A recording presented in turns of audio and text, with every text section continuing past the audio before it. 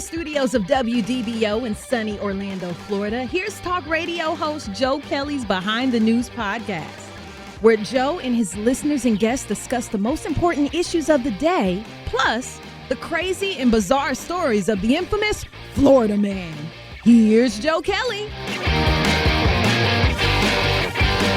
I will never forget the first time that I encountered a man dressed as a woman. This would have had to been around the late 90s, early 2000s. I was living in the Dallas-Fort Worth area, and I had to go to a Kinko's. For our younger listeners, I don't think we have any Kinko's anymore. I think they're now FedEx stores or something like that, but Kinko's used to be a copy store. You'd go and get copies made there. As dumb as that sounds to say it out loud, there was a store where you could go to get copies made, but that's what Kinko's was. And you're right, or you could use the computer, or whatever you needed to do, or have something faxed. I've got to fax something. I've got to go down to Kinko's to fax something. Boy, that sentence right there is so old-fashioned. That is an old-timey sentence I just said there. I got to go to Kinko's to fax a thing. Anyhow, so I'm at a Kinko's right by the Dallas-Fort Worth airport, and honestly, I was probably having resumes printed. I don't remember what I was having printed, but I wouldn't be at a Kinko's to have anything printed if it wasn't just resumes. And there was a clerk, a Kinko's clerk, that clear as day was a man. I mean, had a 5 o'clock shadow, big hands, looked like a man, but was full on wearing makeup and a dress and women's clothing.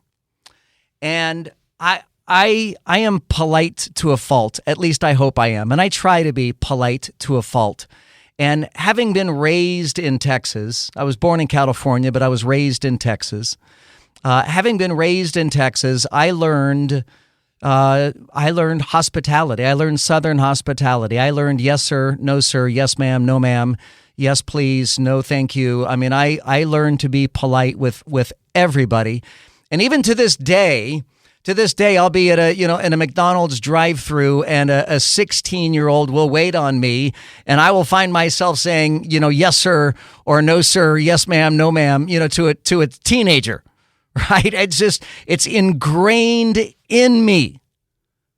It's kind of like putting on a seatbelt when you get in the car. I don't even think about it. It just happens. I get in the car and suddenly I'm in a seatbelt because my subconscious mind just automatically puts my seatbelt on. Well, I'm getting something copied from this dude who's dressed as a woman. Now, that was long before we had heard terms like transgender and stuff like that. And whatever it was the person asked me, and I don't remember what it was, but I responded with, yes, sir. And as soon as I said, sir, he didn't react. He didn't flinch. He didn't do a thing. I did. As soon as I said, sir, I thought, oh my gosh, what have I just said? What have I done? What am I supposed to do in this situation? Did I just say something really, really terrible? And I quickly just said, I'm sorry. And I didn't know what to say after that. And I just remember locking up because I didn't know what the proper behavior was at that time. And I will tell you that I don't care. I don't care about the guy at Kinko's that was dressed as a woman wearing women's makeup. I don't care if today he is transgender. I don't care if he's had surgery. I don't care if any adult anywhere any adult man wants to put on a dress, or an adult woman wants to put on the equivalent of menswear, slacks, I guess. I don't care about any of that, but I do care about what happens with children, and I do care about what happens with women's sports. I mean, I'm going to be a lot more open-minded than most conservatives will be. Some of my absolute best friends in the world are gay. One of my dearest friends is a former drag queen and, once dressed that way. And they're grown adults. I don't care. I love them just as they are. You're told to. The Bible clearly says you have to love your neighbor. Love your neighbor. You can't love your neighbor if you don't actually go out and meet your neighbors. You can't love people if you don't go meet them where they are.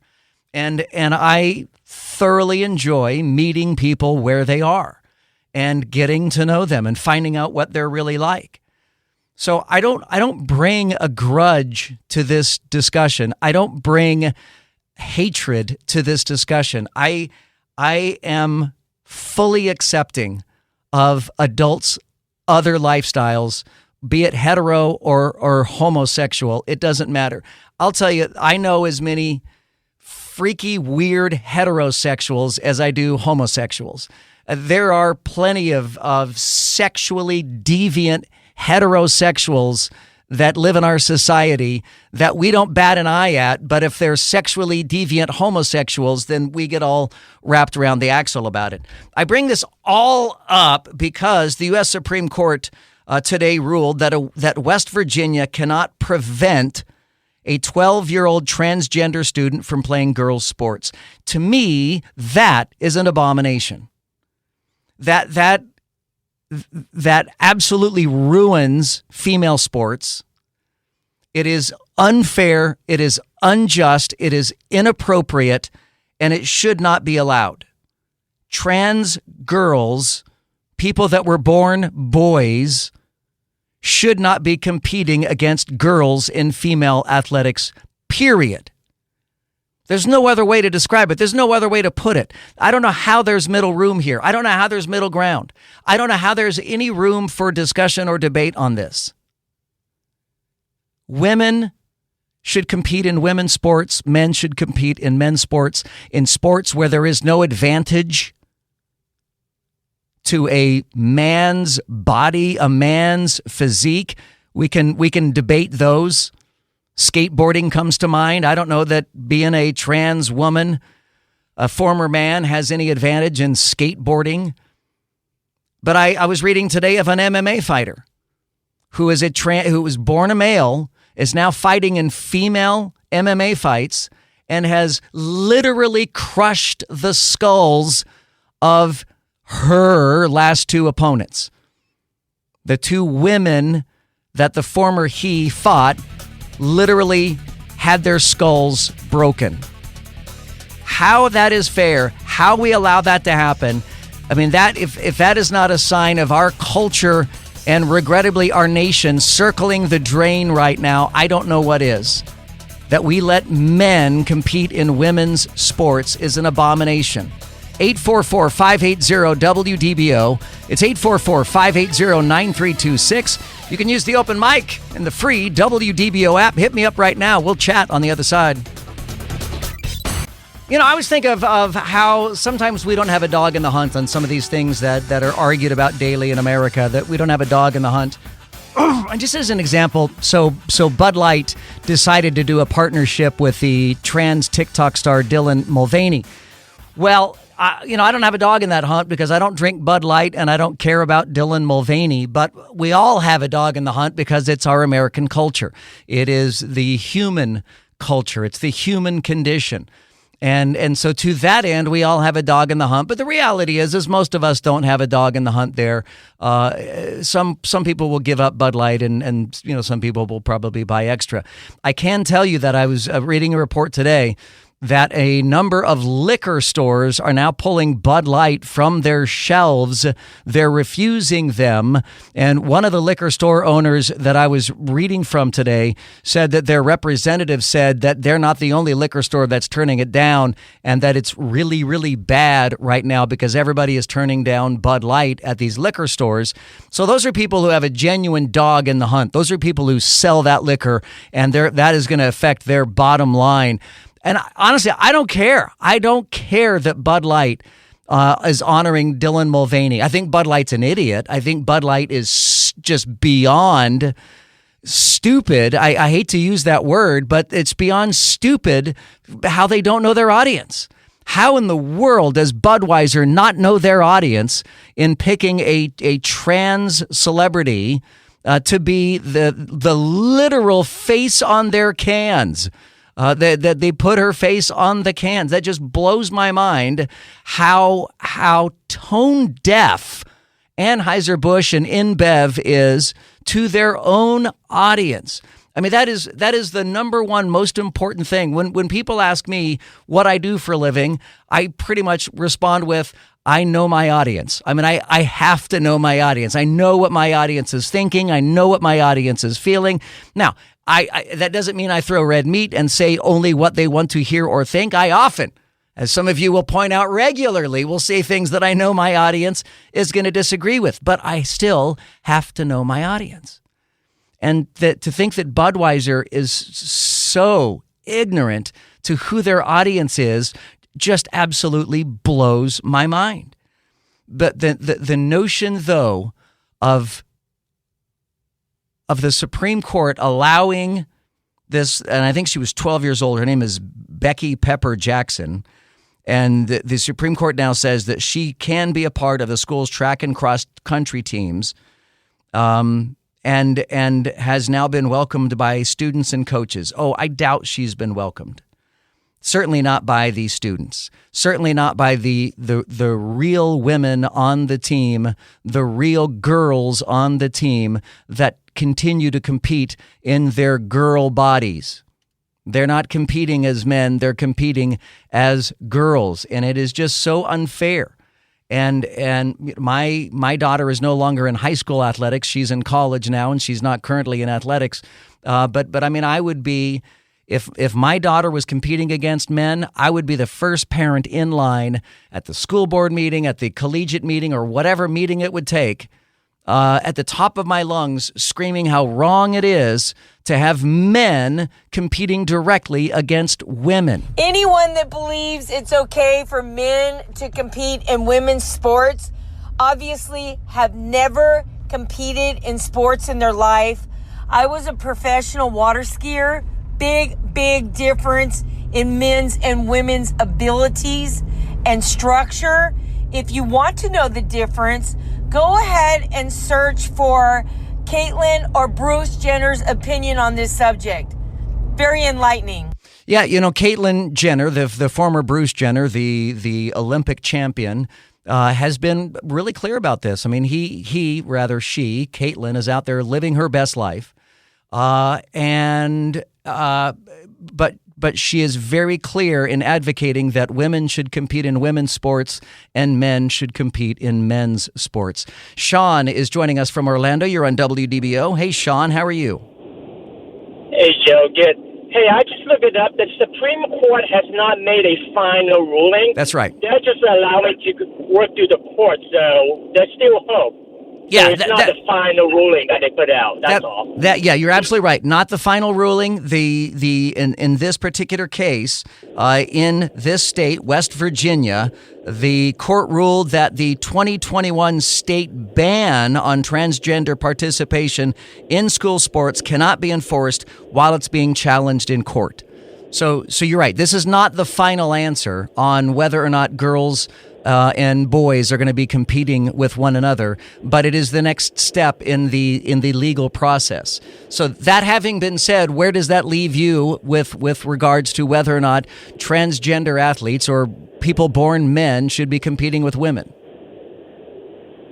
I have a girl. She's 7 years old, and we have paid private lessons, and I practice with her on sports. And if it continues down this road, she's not going to have an opportunity to get a scholarship in college.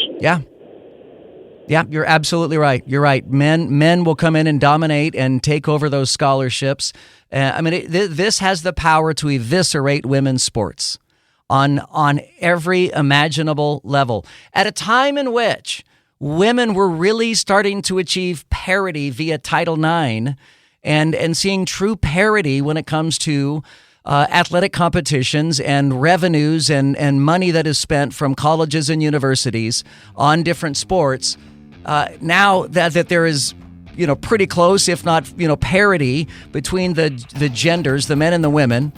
Now we've got this wild card of transgender thrown into it, and women are set back. I just don't get how women aren't more agitated by this than men are. I hear mostly from men, but I think it would be women who would come unglued over these decisions. 844-580-WDBO, 844-580-9326. Hit me up in the open mic in the WDBO app. circling the toilet 14 to 15 years ago, possibly longer. We're way down in the drain. We're almost in the sewer, Joe Kelly. All right, open mic there. You can join me at 844-580-WDBO. Let's go to Orlando. Randy is up next here on WDBO. Hi, Randy. Hey, how you doing, Joe? Good. Appreciate all you do. Thanks, buddy. Yeah, I've got an opinion on how to keep males from participating in female sports. Okay. And it's actually very simple, but it's just complicated getting everybody to get on board with it. But females need to walk away. They need to, when the schools start losing money, they'll start changing their tune. But a male, if a female team finds out that there's a male on the other team or swimmer or whatever, they need to walk away and say, I'm not participating. And I know that taking a position like that certainly sends a loud message, but you're also talking about kids, young ladies who have trained their entire lives, to make the swim team, the diving team, the track team, for that one shot at a free college scholarship. I mean, how do you walk away from a college scholarship? To a lot of times to solve a problem, it takes a short amount of pain. Yeah. To create a long-term effect. You may well be right about that. And if they keep allowing it, then it's going to get worse. Yeah, it's going to get better. It's going to get worse. If they don't stand up, and the hard part is getting all the women in America to agree and say, okay, for 6 months we will walk away, and then I guarantee you, when the schools start losing all that money and revenue, they're going to say, oh, okay, maybe we better change our tune. Are you married? Do you have daughters, Randy? I'm married. I have a 9-year-old daughter. Yes, I do. Because you just said the words, get all of the American women to agree. Well. You know how hard of a task that would be, right? Thank you, Joe. Appreciate that. Thanks, Randy. I appreciate your phone call. 844-580-WDBO. It's 844-580-9326. I don't know that we could get all women to agree on anything. So, hey, Joe, I just got an idea. Food for thought. Why don't they make a division where transgenders compete with transgenders, female and male, and boys and girls can just compete with boys and girls the way they normally do. Just make a division for them. That'll solve all the problems. I think you're onto something there. In fact, I was kind of bouncing this off of Sophie and I were talking about this before the show tonight. And we were kind of bouncing ideas off of each other, as we often do before the show. And that was one of the things, frankly, Sophie, that you had suggested, that a different division or something like that might be a better place for it. I don't know if Sophie's still in there or not. I don't think I can see her. Sophie's like 3 rooms away, and she's quite a bit shorter than I am, so I can't see the top of her head. Ronald is shaking his head no. Okay, she's not there. But we were talking about that earlier, and that a special division for women, for trans women, might be the way to go. But while it seems like everybody is trans these days, are there really enough trans athletes to fill out an entire division on their own? I don't know. I don't know the answer to that. Reading a survey out of Michigan State University, researchers found that 1 in 5 Michigan adults don't want children. So about 1.7 million people don't want children. So extrapolate that to the rest of the United States. 1 in 5 adults don't want children, and they don't regret it later on. And I'm always intrigued by this debate about whether life is better with or without children. And I don't know how one person who is on one side of the discussion can have an opinion on the other side of this discussion because they don't have that experience. I mean, before I had kids, I probably would have been in the I don't want kids camp. until I had kids. And then I thought, oh my gosh, what was I thinking not having kids? Having kids is like the greatest thing ever. Of course, it comes with problems, comes with challenges, comes with expenses, comes with a lot of emotional toll and so much more. But if you either have made the deliberate decision to not have kids, or you maybe can't have kids, is that a regret for you? Do you regret not having kids? 844-580-WDBO. You can also jump in and talk to us about the trans discussion as well. Tammy is joining us from Castleberry. Hey, Tammy, you're on WDBO. Hi, Mr. Kelly. Thank you so much for everything you do. You make me smile or contemplate every evening. I'm glad to hear that. But I wanted to say it's pretty obvious. The trans men to women are obsessed with participating in women's sports. How many women who have transitioned to men are attempting to participate in men's sports? Yeah, I think there's 2. Yeah, I would imagine the number is significantly smaller than trans. Yeah, I kind of tried to research it. There's 2. 2 that you have found. There's a reason for that. Yeah. Right. Why would you deliberately want to join a sport where you're going to have a strategic disadvantage? Absolutely. So the same reason you'd want to join a sport where you will have a strategic advantage. Yep, no doubt. Tammy, thank you so much. I'm glad you listen. I appreciate you calling. I heard audio today of comic Taylor Tomlinson. She was on a podcast and she doesn't have kids. She was asked about whether or not she wanted to have kids. I think Taylor Tomlinson is funny, and she's got a pretty short answer here. Do you feel culturally, do you feel a pressure to have kids? I think I want to have kids for the same reason I want to watch The Last of Us. I just want to be a part of the conversation. I don't want to feel left out. The more I thought about the deep level of anxiety and fear that comes along with it, I'm like, you know what? Yeah. I think I'm good. Yeah. What if you get one that goes to jail? What if you get one that just has a personality that you're like, ooh? That's what I'm saying. Yeah. What if you get a theater kid? Honestly, I probably would. These are no jokes to me. Yeah. I'm like, yeah, that all sounds rough. I mean, unless I got a real quiet one that liked to read, but still somehow had friends and was really nice to me. Yeah. And was its hobbies were manners. Yeah. That sounds cool. That's a doll. Yeah, that's a doll. You described a doll. I would love a doll. Its hobbies are manners. Yes, most children have a hobby of manners. I honestly, to each his own.